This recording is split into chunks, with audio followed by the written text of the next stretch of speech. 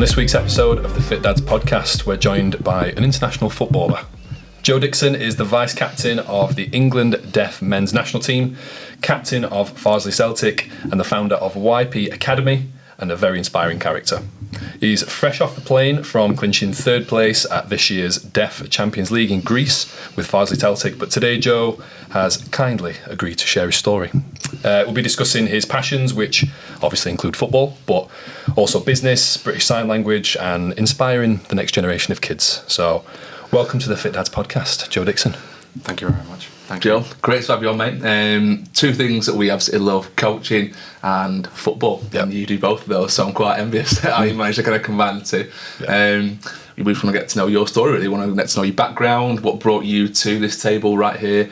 I've had a little snoop and a scroll through your Instagram, which I do with every single guest. And I agree with that, very inspiring, lots going on.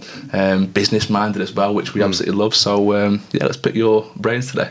Yeah, more than welcome. I think I wanted to come as well because you two as well in the coaching field as well, and obviously the podcast is Fit Dads. Do you know what I mean? It's, I've got that that chapter that I'm coming up to as well, and I want to find out more about how you relate the two together, being a dad and businesses as well. So. It's tough, mate. I'll be honest. Yeah, it's very tough. Hence why we started this podcast, because it's we hope we can give out some good information on how to manage the two, which is very difficult.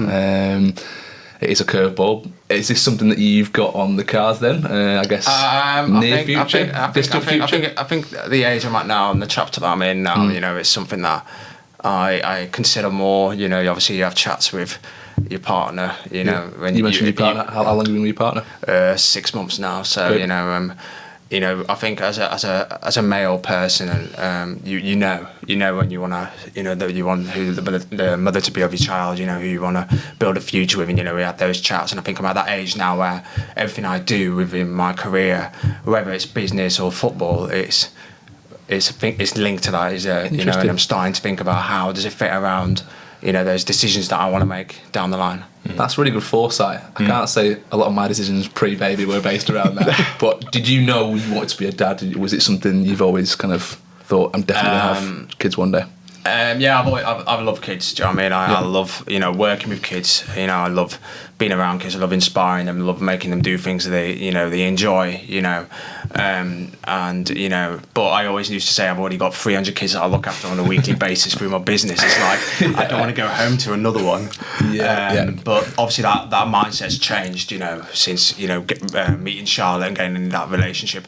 And obviously edging nearing 30 now. I'm 29 in 2 weeks. So the life changes. And circumstances change. But I think it's always been in the back of my mind, but it's never really been brought up really to the table, I would say. Right, yeah. I think you're a bit like my missus, because my missus is a teacher, so she spends all day, every day around kids. And then before we had our little one, she would just get this weird thing where she's like, I want my own now. And I was like, you do understand that you're going to go from working with kids to now having a kid around the house. And I thought she would struggle, but actually she's been great, and she can't wait to leave the kids at school and come back to our little one. So do you think your missus is on that same wavelength? Is she kind of down for kids? Have you had that conversation? Yeah, we've had that conversation. She's I've seen her around with her family. The little ones that her auntie and uncles having all stuff like that. And she does come home to me sometimes going, I want one. And I'm like, are you talking about dogs? Are you talking about kids? You've got 2 dogs, 2 grounds. Yeah, I know. Yeah, we got 2. And she's got a Labrador as well. Only a year old. And honestly, it's massive. Like, you wouldn't think it's a year old, and it's massive. And so we've got all those things in motion. So it's kind of like going, is it dogs or kids that you want? Is it life choices? What you ought to appreciate is when you've got quite a few dogs see you as like a little pack, don't they? So anyone coming into that is a little bit like, who's this new person in the pack? And when I think I've showed you this story, when we first got Walter, he was a little bit like, who's this new person? Where's my position? And they want to rank themselves higher than the baby. So sometimes there can be a little bit of, they don't understand it's a child as well. So introducing kids and little babies especially to dogs is quite a sensitive thing as well. I know about being dropped down the pecking order, when new dogs get introduced to I'm probably bottom of the list. You're bottom of the pack. Yeah, but I think, also I think, it's been great having dogs in my life, because I'm the only child. Right. of my whole family. So it's just me, mum and dad. So I think it was nice to have those dogs integrated into it, just have something separate rather than your parents being on your toes 24/7, Absolutely. So yeah, it's funny about that, being a single child as well, and how that's probably built my relationship with with Charlotte, as well as how I perceive kids, or whether I want kids or not. Absolutely. So it's interesting that a lot of people do ask me about what is it like being an only child, and how's that set up, yourself, or how you perceive things really. It's very, very kind of poignant, because me and Brad have got one. We've both had that conversation about whether we would like a second. Yep. And I think you're down for a second, aren't you? Is your missus down for a second? Yeah, it does get you thinking. Like, my wife is an only child as well. Yeah. And I'm one of 3, as is Ryan. And we sort of said, well, 2 seems a good spot to be, but I've sort of took a step back now and sort of said, if you want a second, I'm down for it, but I feel like I can't make that choice because I've seen birth, and that completely changes your outset on everything. I thought my opinions mean nothing now. Like, if you want to do this again, it's your body, it's your time. You've got to grow the child, birth the child, and then rehab yourself. Your choice. Like, seriously, when you do have kids, the respect you have for your missus afterwards goes through the roof. Like, it's moments you'll never ever forget, because it's the birth of your child. Yeah. But actually, more than anything else, it's the respect you have for your missus. Just seeing her go through that. Amy was in labour for like 48 hours. It was a long couple of days. It's mad. And just so much. Yeah, just so much respect for her. Absolutely, for sure. Which, in terms of being an only child, how was that growing up? So if you take us back to early days. I think it was tough. Obviously with my hearing impairment as well. Obviously, I had my own mental battles I had to face. Was that from birth? So it was from birth. So I'm profoundly deaf from birth. And luckily, there was a new technology around, which was the cochlear implant, which is what I've got, and I was implanted that when I was 2 years old. The best way to explain it is it kind of put me on the same borderline as learning how to speak, write, and everything like that as normal mainstream kids, because I had it so young. But throughout the whole of my mainstream school life, I was always playing catch up. I was always 2-3 years behind everyone else, and eventually managed to catch it up. But I think being an only child meant I had to, learn how to, face things on my own. That resilience, that self-talk as well. I do know a lot of siblings who, they talk to each other about problems and stuff, and then obviously you've got the other half who absolutely hate each other, and they don't talk about those things. But I think it was down. My parents decided to not have any more kids after me, because they wanted to give everything to me. Give that support and that attention to detail, because obviously it was the first time they experienced a hard of hearing child in the family, so they weren't really sure what was the route that was going to be taken. But I think, I did struggle. It wasn't the easiest of rides. I was always questioning myself. I was always, why does this happen to me? Why am I different? And all that kind of stuff. And I think that's where sport kind of came in and filled that, that gap for me, and gave me that identity of where I felt, belonged and stuff like that.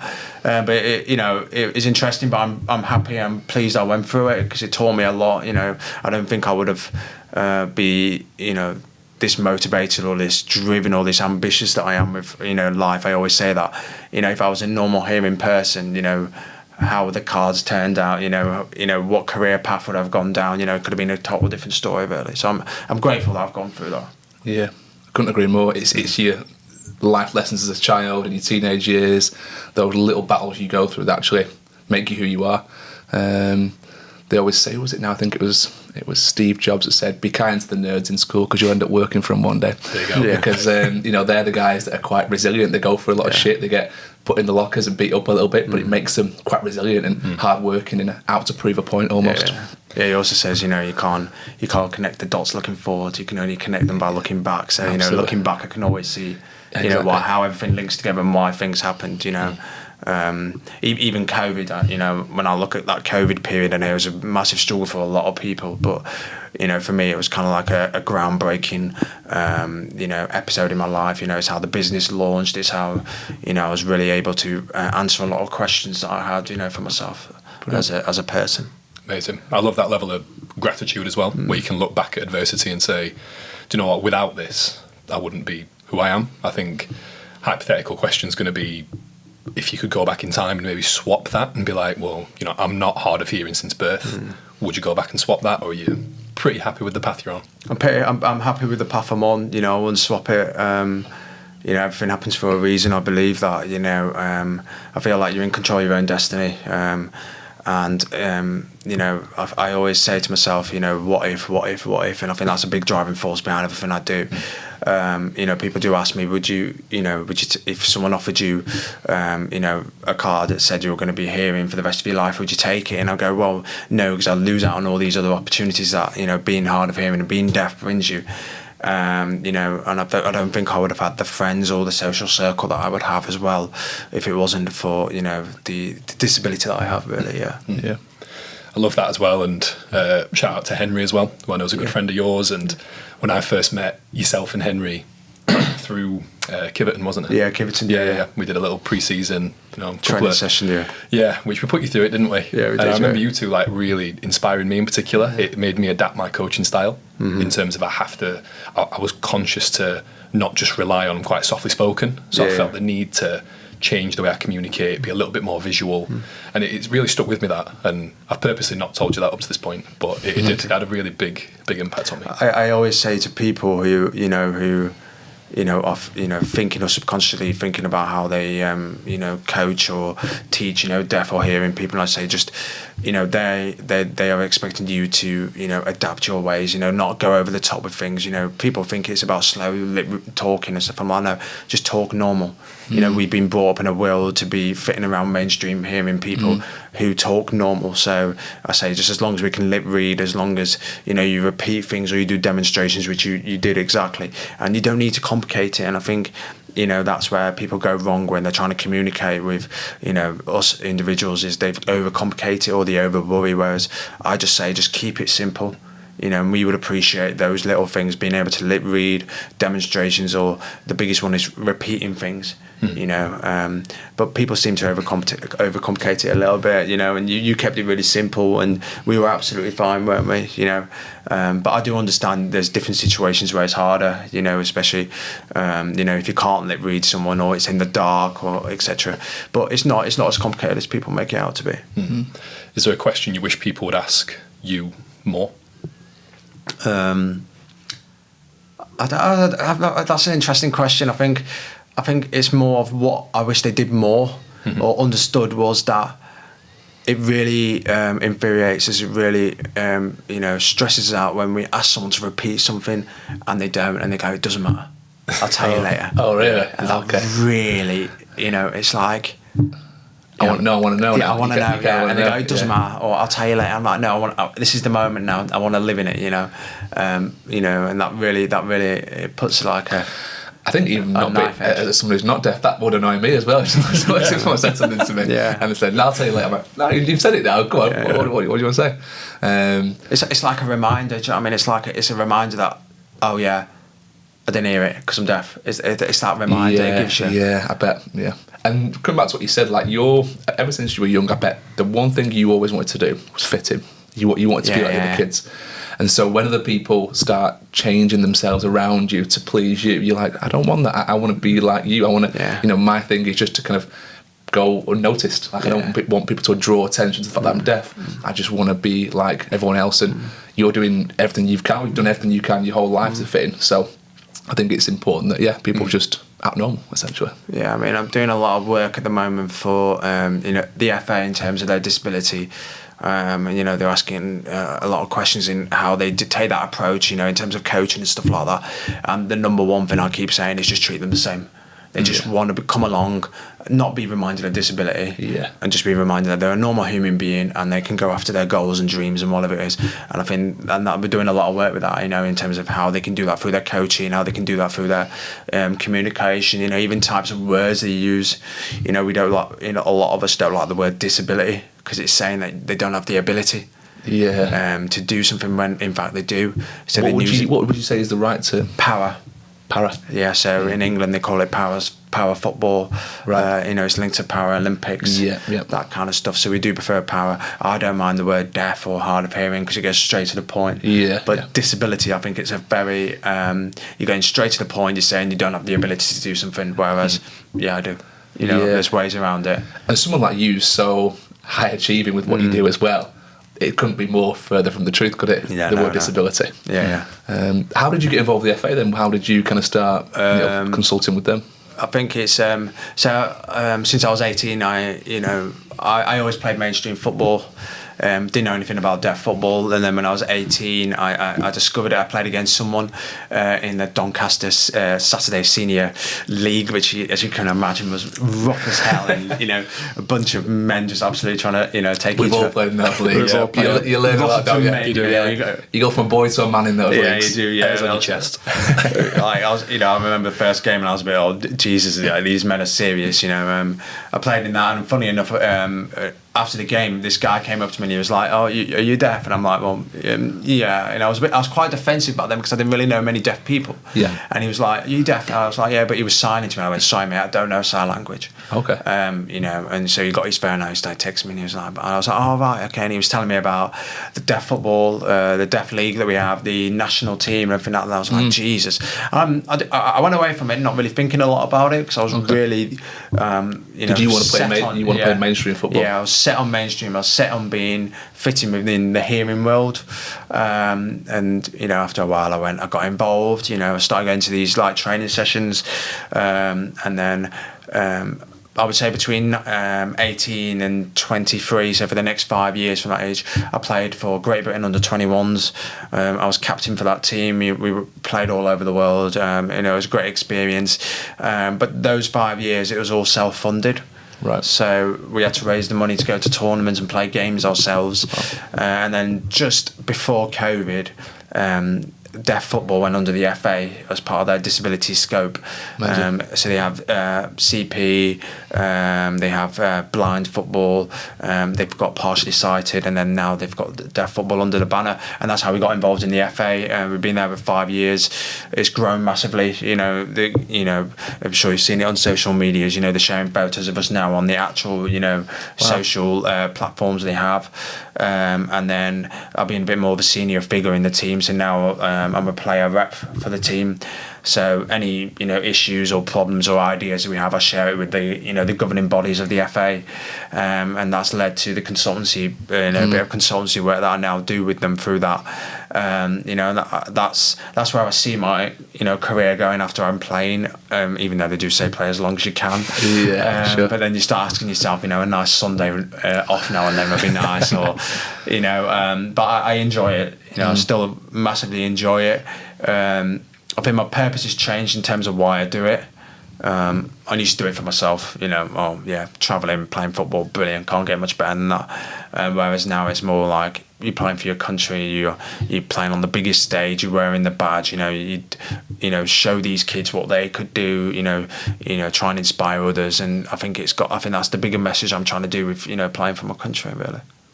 I bet you're playing for that kid who was in primary school feeling left out, feeling like I'm different. You're playing for that person so they don't feel like they're isolated. That's a huge kind of weight on the shoulders, I guess, to a certain degree, but a really nice reason to do it for sure. We always say we're trying to create a legacy. We're trying to do it for those kids now who are at home, maybe, on the sofa asking their mum and dad questions, why me? Yeah. Feeling left out, like you said, but realising that, be proud of who you are, accept your identity. And I think the sooner you accept your identity, accept that it's part of you, the more progress you'll make with life, the more confidence or self-belief you'll have as soon as you accept that as part of your identity, really. Phenomenal. Yeah, what a message that is. Brilliant. And, no one's got more entity to talk about that than you, because you've been through the whole thing, and as you said, you wouldn't change a thing, because where you are now and what you're doing and how you're able to help people, I bet it's super rewarding as well. It's about the reward factor in what you do, from coaching the young kids right up to kind of really pushing the organisation of deaf football on. It must be really rewarding. Yeah, it's rewarding. Obviously it comes with its sacrifices, Of but course. when you outweigh the both, it's definitely worth it. And it gives me there's more to just go in there. Yeah, exactly. All right. It gives me the reason why I do everything I do, every day, doing 14, 15-hour days, fitting in everything, going, training for myself, and then, running the business, and then coaching in the evening, and I think the reason why I set up the business was, to give kids what I didn't have when I was a child as well, so again, everything links back to everything that you've gone through, all the, resonates with your missions, your values, and everything like that, and the academy is, is built with a single purpose, is that we're looking for personal growth in every single individual. We're not trying to create, professional footballers, because we know the percentage of that, but we're trying to create better individuals, who know that they can achieve anything in life, and that's really pretty much the backbone of why we do what we do at YP. Yeah, I think we've had a conversation before about how training in our lives has always been like a staple, no matter what phase we are, where our mindset's at. Training's kept us grounded, it's given us structure, it's given us discipline, and I'm sure you're the same. I'm sure a big part of why you're so focused, disciplined, and you have that kind of drive now is because you were involved in sports and you saw hard-working people around you, you learned how to push yourself, and it's really integrated into obviously what you do now with YP. Yeah. I mean, going to the gym in the morning, doing my training in the morning, sets me up for the rest of the day. And I think it just gives me that reminder of you're training for this reason, you're doing this for this reason, and it gives me that, that start that you need, that push button that you need. I got out of the gym today, got in my car and went, right, the day starts now. I've had my 2 hours to myself, let's go and attack it. And then I think it's a very important part of my life, you two know, when you miss a day or when you're off the wagon for a couple of weeks, it has a massive impact on you. And I think once you've been in it and you live it as a lifestyle, you don't know really how much of an impact fitness and training has on you, mentally, socially as well, just how you perceive things, and I try and send that message out to those that I'm around, and I try and be around those people as well, who understand the sacrifices we have to make as businessmen, as coaches, as well as I think the choices we have to make in our lives are slightly different. The biggest one for me was the unsociable hours. We're having to work, in hours that they may be socialising, they may be at home, stuff like that. The weekends. But I think the thing for me is I can't work for anyone else. I just, it has to be on my own terms. The responsibility has to be on me. The discipline has to be on me. The choices have to be on me. The accountability. And if I can control those variables, I know that what we're producing, whether it's business, football, or social, is going to have the best outcome possible. I'm really glad you said that about working for yourself as well, just because my next question is going to be about collaboration before I hand back over to Ryan. But when me and Ryan collaborated, it forces me to step up. Do you find that in your endeavours with, obviously we've got a few mutual contacts, when you collaborate with other businesses, with other massive organisations like the FA, do you find that takes you to the next level as well? I mean, I think you have had Ryan on this podcast before. He was one of the first people that we collaborated with, just on the back of COVID, and suddenly the levels of work productivity, ideas, trying to make things work, just shot through the roof, because it was two brains working, in one capacity, and we both really helped each other's business really go off the ground. He's doing really well with KRS and personal growth, and I have a few coaches who work there as well, so having the two collaborations there really was a massive driving force to the success that we have. Working at the FA and working, I've worked overseas as well as part of YP. I think it's a reminder of how far you could take something, but it's also a reminder that I'm not satisfied. I want more of this. I want more of this, and that's something that I've had to be careful with in terms of managing my expectations. I was speaking to someone the other day about the emotions that you go through the emotions that you go through as an entrepreneur or as a businessman, and I think my life recently in the last 18 months, with all those collaborations, all those things we've done, all these people I meet, I experience, and I spoke to someone about this and they said it's true, I experience a lot higher moments than a normal average person, that my down drop is a lot more frequent. So it's not necessarily mood swings, but it's those, I wake up on days of feeling, what's this for, and because it's constantly going up and down my emotional override, and I have, I've got to manage that. I know now that I have more good emotional days than the average person, but I have less bad days than the average person. Let's find that borderline. But that's been a big part of my learning over the last 12 months, and I've been being with people, like-minded people, my mentors, people like Ryan. It's really helped me understand the emotional, mindset that we go through as people as well. Yeah, absolutely. I think that Ryan mentioned exactly the same thing. Didn't he? Ryan Hall said that he was obviously had his battles with mental health, and he's hit the title of his podcast was Mindset Monster, because I think he touched on this in some depth about how it is. It goes up, it goes down. It's a real roller coaster when you're talking about running a business, pushing it forwards, trying to make things work, and you do have massive highs when things go really well and you can see things headed in a fantastic direction. Then you have moments where it slows a little bit and then you start questioning, are things heading in the right direction? So one thing I wanted to ask was, why coaching? What made you go from playing football? You mentioned obviously you got into kind of the deaf training, and you were kind of speaking to that guy on the pitch who approached you. At what point did you go from, right, I'm going to go and coach now? So we'll go back a little bit just to give you an insight of just how radical this change is. For our school, I wanted to be an engineer. Right. Really good at designing stuff, had a really good eye to detail and how things look in terms of graphics and things like that, and I've taken that into the business that we have now. And I actually went to uni and did engineering at uni for a year, and at that point I wasn't really playing football. I lost my love for it, and that was the same time I met this guy about the deaf football, in England and all that, and it kind of like switched a bit of a light bulb inside me. And I remember going home one day to my parents and I went, listen, I'm not doing engineering anymore. And they're like, what? And I went, I'm good at it, but I don't enjoy it. I don't see myself waking up wanting to go to work and doing it. And they were like, okay, well, what are you going to do? Have you got a plan B? And I went, I'm just going to go and do sports. So I went to Leeds Beckett. Did sports coaching there, probably the best 3-4 years of my life. Really discovered a lot about me. Going to a different university, away from home, all that kind of stuff. And I've really discovered that, I've got a unique ability to be able to connect with different levels of people in a coaching capacity. And I realised that, I was never afraid to speak about how I felt.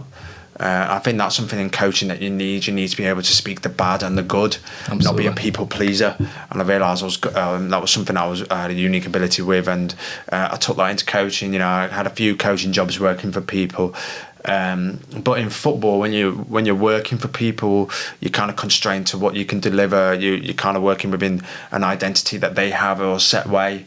And I just went away from it, and I was like, this, it's not what I want. I've got my own set way, I've got my own values, I've got my own ethos, I've got my own philosophy of how coaching should be done. That led to setting up, YP, which, funny enough, was, it's just one of those one-to-ones in COVID, in the park, fitting within regulations, and it exploded during that period. And I think when COVID actually ended, I was offered a really good full-time job working at a football club. Okay. I think that was a crossroad point. It was either security or take a massive gamble, and I took the massive gamble just because I knew how much I enjoyed it. And fast forward 4 years now, and we're at a level, I would say, where someone explained it really well to me, that when you're at the top of the pyramid in terms of football coaching in Yorkshire, but you need to get to that 1%. So I would say we're in the top 5%, but now it's about trying to get to that 1%, different from everyone else in the area, really. Yeah. What's it going to take to get to that 1%? Expand, obviously. reach more players in more venues. But really, for me, it's the little details, the customer service that we give, the resources that we offer away from the one session that they might have a week. I think that's a big factor on what we do is like, the more contact time you have, the more achievable the results are. And we only get these kids and these players in once a week. So the resources that we offer away from the pitch is online training programs. They have online mentors with our coaches, phone calls, regular, KPI meetings, reviews, everything like that. That's what really sets us apart differently. And I'm I have a unique way of, hiring people. That people ask me, have you got any roles going or jobs going? I go, not at the moment, no. But when we do, I go, just send me your CV. And they go, oh, but I haven't got this and that, and I don't care. Mm-hmm. All I care about is, can you connect with people? Mm-hmm. Are you fun to be around with? Do kids get on with you, more importantly? Do kids look up to you? Do kids, after a session, go and tell their parents that they want to see Coach Tom next week, that they want to see Coach Ryan next week? And if those are the yes, I can coach them to be a better coach. I can coach them to teach the YP way and everything like that. And I think that's why we've got such a good team at YP that they're all in it together. They all work more than they should do. They all go the extra mile, not because I ask them to, because they want to. Mm. And I think when you find those people, that's what makes an organisation very special. It makes the vision a lot clearer in terms of what you can achieve, because I'm not doing it just as a director or as a founder. I'm doing it as a team leader of this bunch of individuals who they want to get far in coaching. They want to make something special out of this.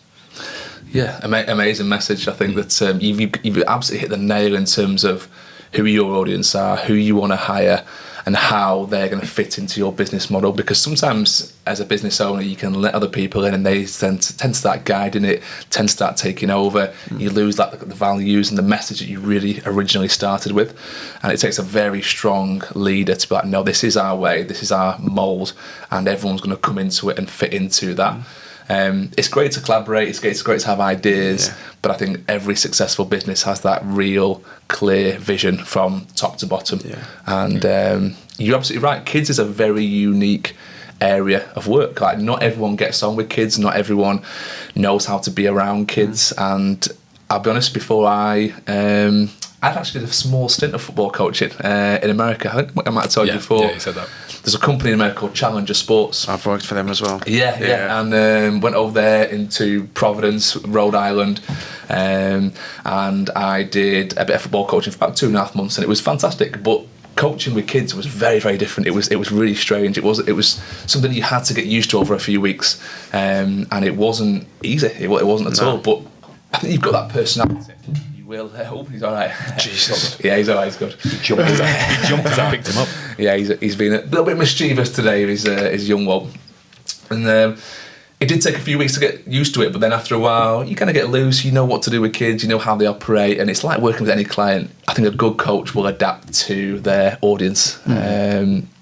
When you hire guys at YP, are these guys who've had previous experience with kids, or are they kind of fresh into it? You know, the good personalities, good characters will fit into the team, or do they have to be like this? These are guys that have to have some coaching experience with kids. They've all got qualifications in coaching. Don't get me wrong. I think it's just whether they have the experience to maybe lead a group or oversees the the higher end stuff, the admin and stuff like that. But really, for me, I go, number one is, do they get on with my staff?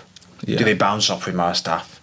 And I think if that's a yes, that's a big green tick. I think the worst thing that you want as an organisation is a bad cop coming in and probably just setting a very unnerving atmosphere within the the workload or the staff. It's very important they all get on really well together. They're all very close knitted. They're all very similar individuals. Quiet, social lives. All love football. They all have the same mentality of training and looking after themselves, all in good shape. And I think if they have those similar characteristics, that's really important to me, because it naturally shines through their identity.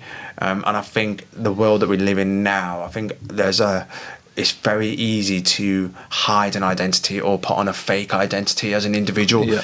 Whereas I want the real identity. I want the real people who are passionate about making a difference, rather than someone just turning up, doing the job, going home, taking the pay slip. I want someone coming in who's bouncing off the walls. They're really looking forward to it. They bring others up with them.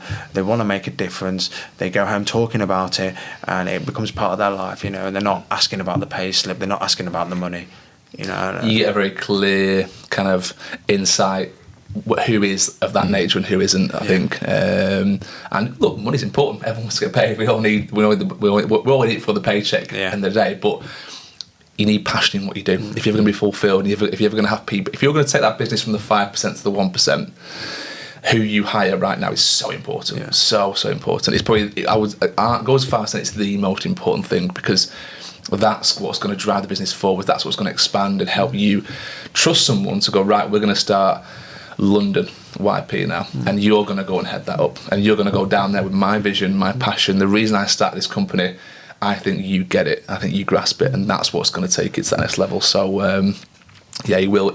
Walter will kind of. He'll be round us all, asking for hugs and kisses and strokes, like he never gets any. Bless him. I think what's been a massive learning curve is also trusting staff. Absolutely. I go away a lot with England. I have a lot of commitments with England. We've been away 2 times already this year. Scheduled to go away on Saturday actually for the Euros in Turkey. So it's given people in the organisation a real chance to step up, and I've repaid them that. And I've gone, listen, take your opportunity. And they've taken on, but they've not done it because I've asked them to do it. They've done it because they've relished the responsibility. They probably relished the opportunities that could probably come with it. And that's been a massive learning part. Is just trust people. Yeah. You've got to give people a chance.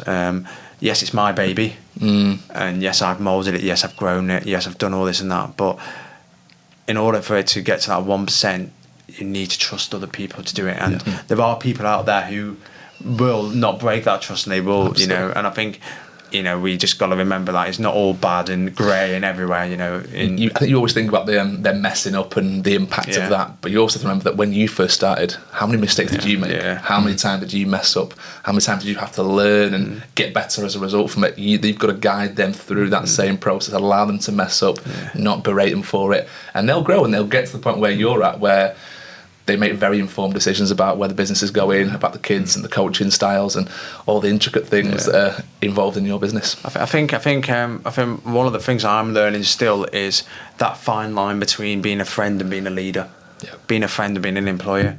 I struggle with that, and I think it just goes back to my childhood days that I'm not trying to fit in, but I get on well with people who have the same aspirations as me, same drive as me. I want to be around them. I want to be talking to them. So I'm still trying to find that balance between, yes, we're good friends outside of work. We talk, we watch football together, we do all this.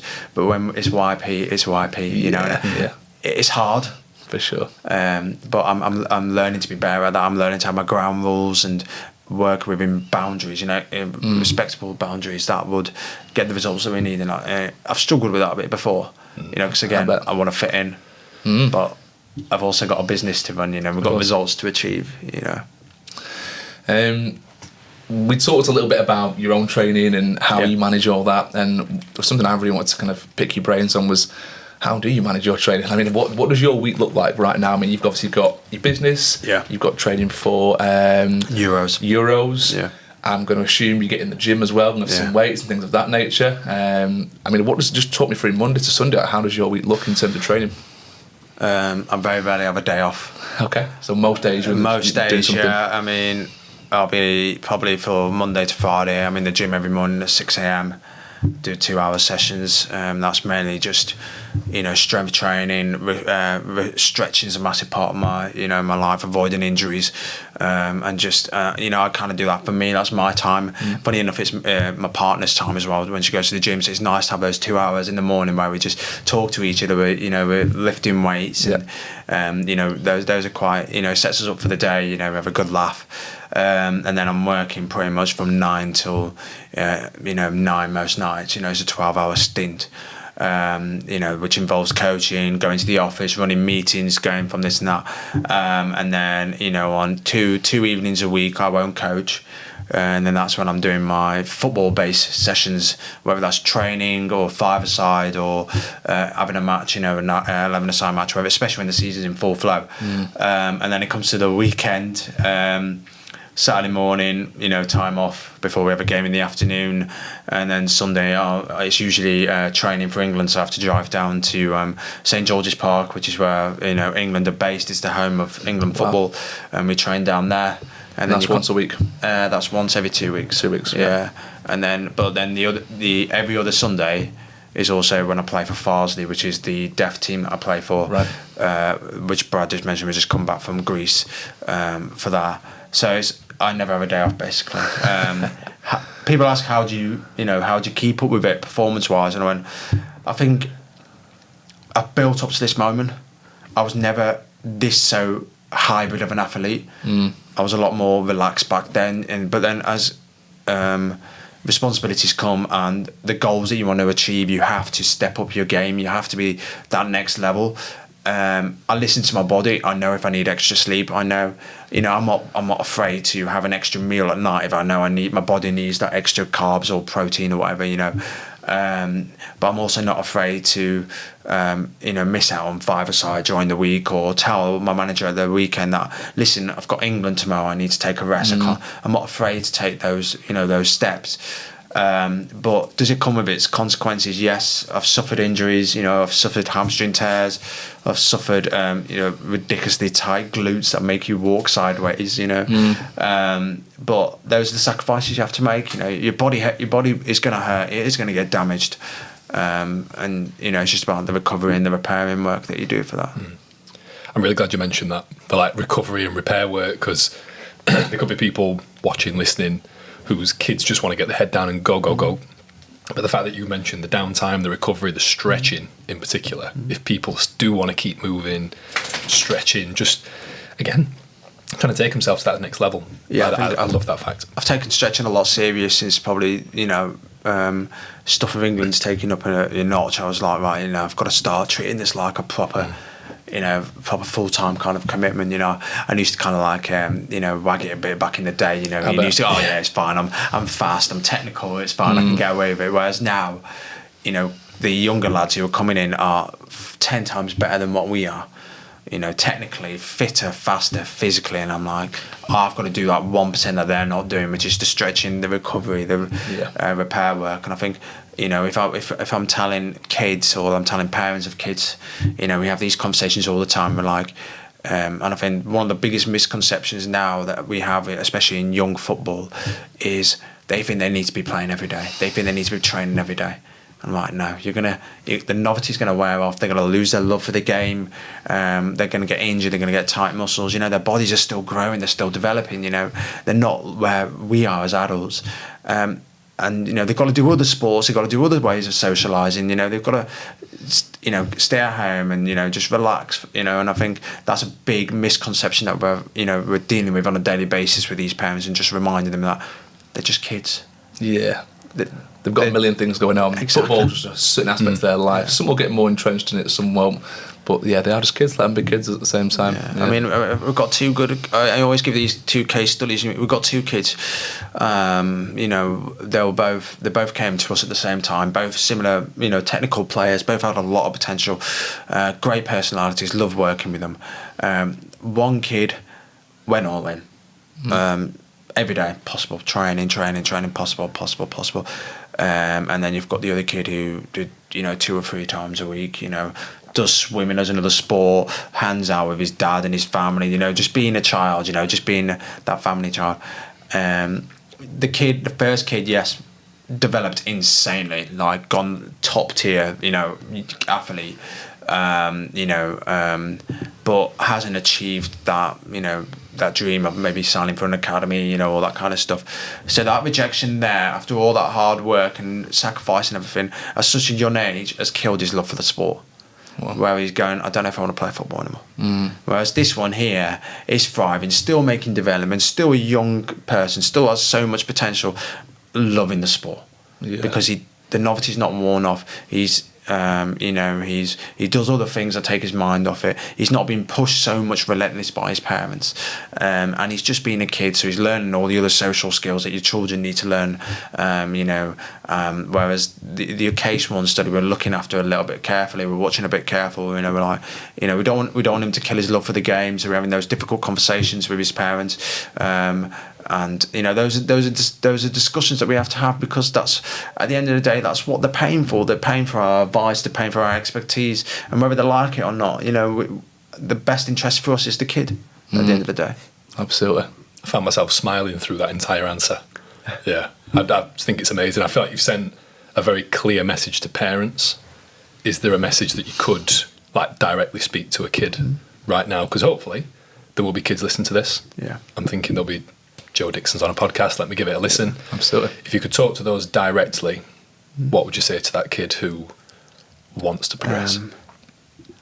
There's opportunities in football, so many opportunities. Yes, they only 1% make it professional. I say, so don't be hindered by that. Just enjoy the game. You're going to make incredible memories regardless of wherever you end up in it. You know, whether, you know, you're going to make incredible memories at grassroots level, academy level. You know, you can go abroad and coach abroad, you can play abroad, you can, you know, play in the lower leagues here in England, you know, and, you know, there's always going to be opportunities in football, because it's the number one sport in the world. You know, it's recognised everywhere, and I think just enjoy it, you know, and how good you become. Yes, it's directly down to how much training you do and everything like that, don't get me wrong, but, you know, just don't think about, oh, I want to be a professional, I always say, just be the best that you can be. Give 110%, and for everyone around you, that's good enough for them. Yeah. You know, and that's what that's what we tell kids, you know, just give 110%, we're happy, your parents are happy.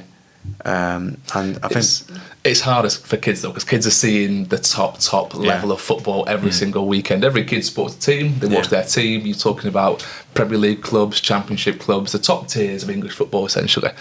And when you're seeing that every week, you want that as a kid. I remember we spoke about before, one of my goals as a kid was to be a professional footballer. Yeah. Similar thing, when I realised that wasn't the case, you fall off a little bit and you're like, damn it, and you know, then it's like it's all or nothing, you know. And sometimes that all or nothing mentality can be very detrimental to kids. You need them to be engaged for longer periods of time, not go absolutely all in, have other interests.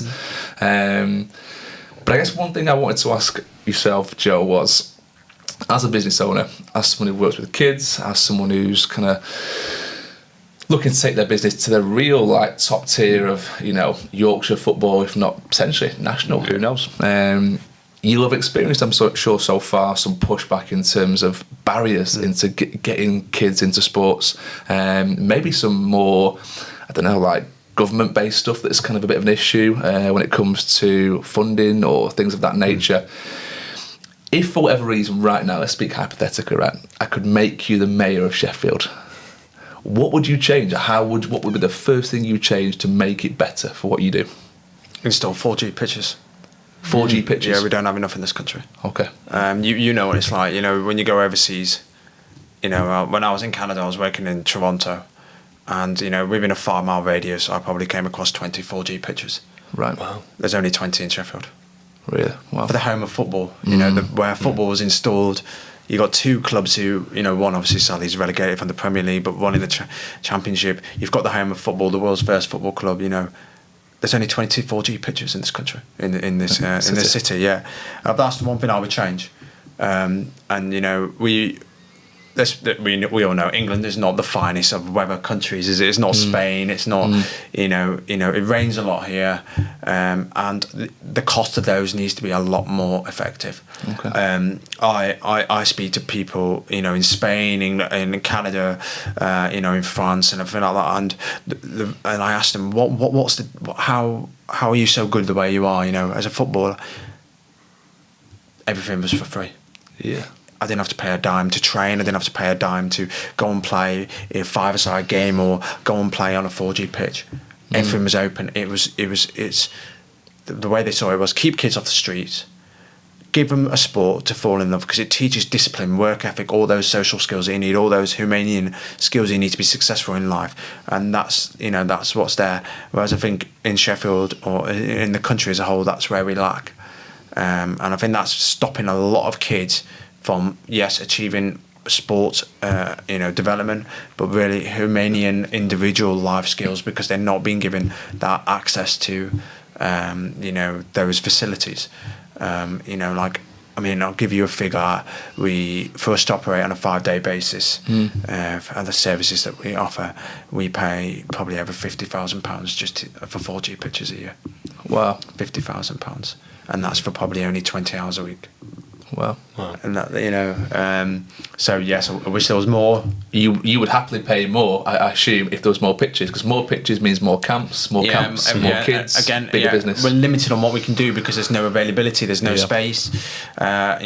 Individuals equals space equals time equals money.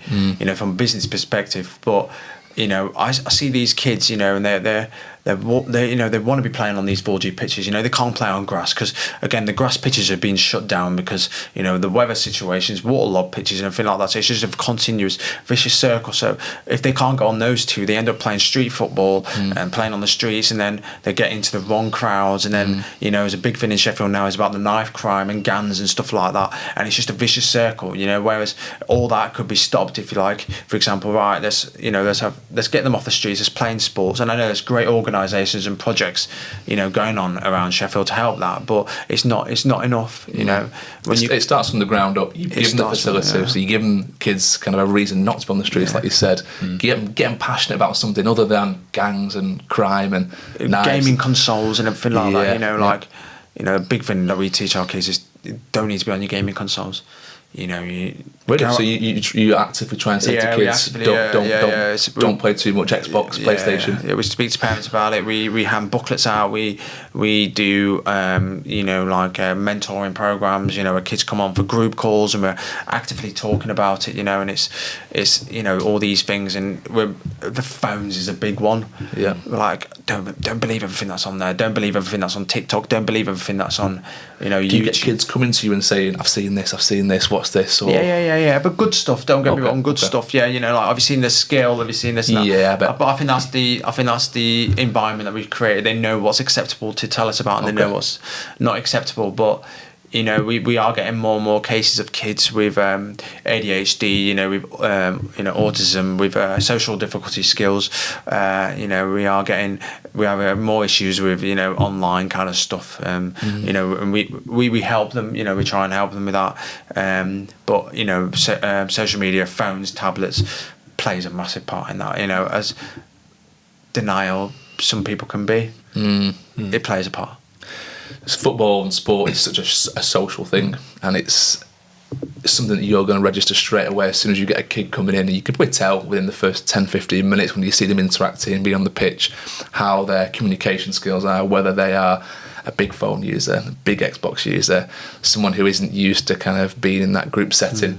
But really nice that you're aware of that, and really nice that you're trying to promote less of it. You'll never stop a kid playing Xbox. Like I still play mine now and then. I don't play them so much anymore. When I was a kid, I was a big gamer. I used to get games, and you wouldn't see me for a week because I'd be completing this game. But I was always taught that that's enough. Like, go outside now and have a week off, that kind of thing. It's really important that message is driven home.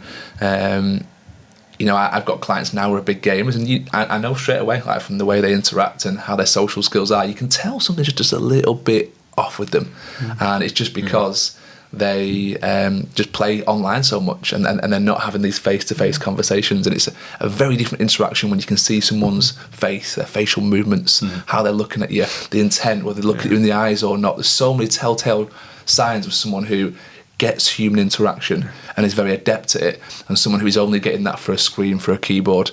And I think you're absolutely right. You linked it to like ADHD, you linked it to other issues that kids are getting now and are getting more prevalent.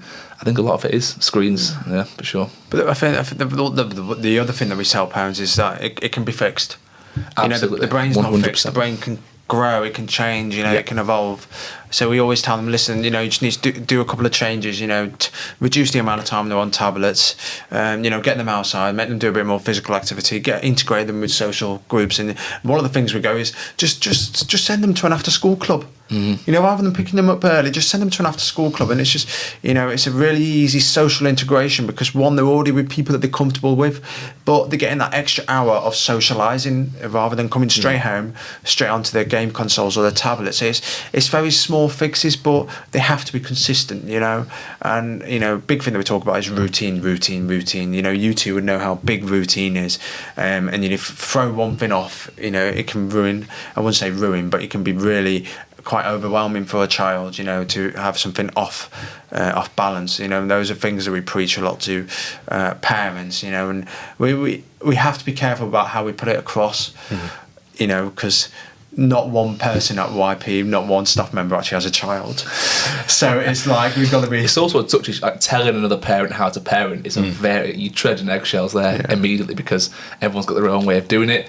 Me and Brad have had countless discussions about disagreements we've had with our partners, about what our coaching styles are, or parenting style, should I say? We're not coaching just yet. I'm coaching. coaching, parenting, same thing. And you'll have disagreements there. So again, I always remember a good coach years ago doing a great post about how 20-year-old coaches who are fresh into the industry should not be giving out advice to parents about how to live their life around kids and family when they have absolutely no first-hand experience about it. But I think on the same vein, if you're dealing with kids, and even though you haven't got any of your own kids, it's with what you do, it's as good as, basically, isn't it? Your interaction with kids, you probably spend more time with kids than what a lot of parents spend with kids because you're seeing them all day, every day, from 9 till 12. A lot of parents don't always see their kids in the morning, in the afternoons, at weekends. You're probably spending more time with some people's kids than they actually spend with them. So no one's more qualified than you, I think, to be giving out kind of advice when it comes to, not especially how they parent, but things that could improve their kid when it comes to, yes, definitely screens and that kind of stuff. So, yeah, 100%. I think it goes back to what Bob was saying about collaboration, and I think we've got 16 to 20 people at YP, we're collaborating, sharing ideas, they're all sharing their own experiences, and I think, like you said, there's nothing truer than people who've been through it. They know firsthand of what the ups and downs of it, and we bring all that to the table. And I think going back to what you said about investment of parents, you can see a clear line. You can tell which kids have parents who are invested, and you can tell which ones are just paying the money and just dropping their kid off as kind of like a childcare kind of thing. And we know which kids it is, we know which parents it is, and it's very evidential that the progress that they make as an individual, as a child. And I say to the other coaches, when you will see big changes in the ones who parents watch every single session, they watch through the gates or whatever like that. But there's also a difference between those parents who watch. You've got the ones who just stand there, they let their child, train, don't say anything, and they're, they're really laid back and they just want their kid to enjoy it. You've got the other ones who are like, you can tell they want their kid to give a bit more. They're not very happy. They're very demanding through. But we've created a safe space. We've made it clear in our code of conduct that any parents caught shouting through through onto the pitch or anything like that would be it's a free strike rule. Wow. Let your child enjoy an hour and a half with us. Let them learn. Let them go. Let us do the coaching, basically. Yeah. Because I'm sure a lot of parents are shouting because they want them to do things, whereas they've got to have trust in you as a coach. But like, if this isn't right, we'll pick up on it. We've had those discussions. We've actively told parents, listen. You're paying us. Yeah. We're the best at what we do. There's a reason why we have a reputation. There's a reason why, we do what we do. And if you're not going to trust us or let us take care of your child's development, you need to go and find somewhere else. Absolutely. Because you're not going to get your money's worth. You've got to spill the beans. What's the worst situation you've had to deal with when it comes to parenting in that respect? I've had parents who pull their kids out over the winter season because it's too cold, and I'm like, and then me and the coaches just know they're going to be back at April. Yeah, they come back in April. They're like, "Can I get my kid booked back on?" And we're like, "No, because we allocate capped spaces, so we only have 12 kids per group, right? 3 coaches, okay. So it's 1 for every 4." You're not going to find better odds than that in Sheffield or anywhere. Most sessions it's 1 for 25. So we pride ourselves on that, and they all book on for a year like an academic course.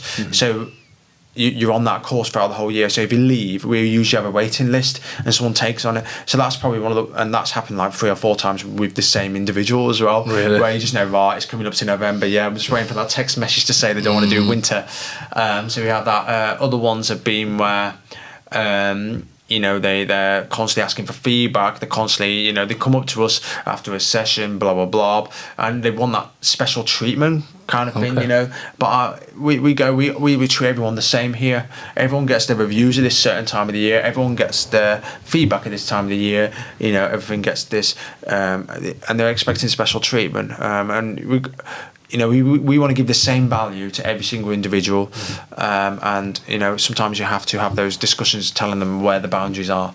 But it's difficult, because I understand that they want the best for their child, and like you saying, parent styles. But we have a lot of skills and resources as a business to be able to equip with that. And I think one of the best things that we've done is we throw all the resources out there, and we go, if you need help with anything. We're only a phone call away. We're only a message away. We have a player care manager. We have a welfare officer. If you need anything, you message us free of charge. But we let you know that we've got this, and that then puts the ball in their yard. If you need help, come and tell us, and we will give you all the help that we need, rather than going, right, you need help, don't you? You need help. And I think when you go on that approach, they get a bit defensive because like, what, Whereas we go, right, this is what we do, everything we do. If you need us, just let us know. Yeah. I think having those resources there is a great way of not managing every single player and every single parent. It's saying this is the general FAQs, things that you might need to know. This is cropped up, it's a situation, we've got a resource on this, here, direct them towards something. Make sure life's a lot easier, I bet that. Yeah. And one thing I've noticed with Joe is he's very observant. We sort of figured it out when we were setting up today. We're like, is that what it's going to look like? What's this? What's that? He's analysing things. So everything that you put in place has probably come from them observation skills, where you're not just coasting. You're thinking, how can it be better? I suppose to round up, because I'm very conscious of time for you, Joe. I know you're a very busy man. Your own potential, Joe. So YP, your potential. What is your potential? There's no answer to it, I think. There's no definite ending to it, and I think that's the exciting thing of it.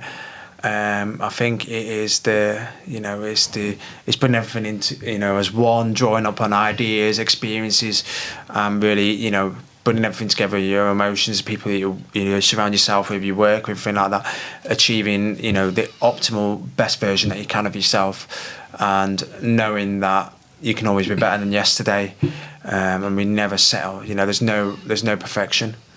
And I think as long as you tell yourself and you're happy with yourself that as long as I'm making these steps and these progress every day, I'm doing the right things in life.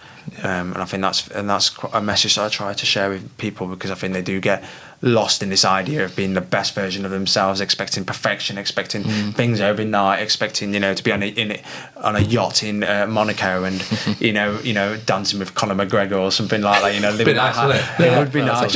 Watching the F1 one day. Yeah. But I think you got to be realistic, and I think that's a big thing that our generation have learned to deal with, but I think the younger generations are going to really struggle with is expectations and managing their emotions and what they can achieve. I think that's going to be a big challenge for them growing up. Yeah, I think summed up well. And I think just to round off, you mentioned earlier about how you want role models and you want these kids to be inspired and you want to lead from the front and be the shining example. After hearing your story, how you train, your vision, everything you've got going on in your life, your work rate more than anything else, there's no better person to be at the head of YP, So, Joe, it's been fantastic.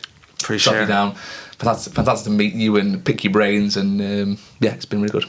Really enjoyed it. Thank you very much. Super inspiring. So I appreciate it. Absolutely. Guys, forward the fit dads. That's our new hashtag that we're trying to say, just to kind of get people to share it and get it far as wide and get more amazing guests like Joe on. thank you for joining us this week on the Fit Dads podcast. We'll see you in the next one. Thank you very much. Thank you very much. Cheers, Joe. Awesome.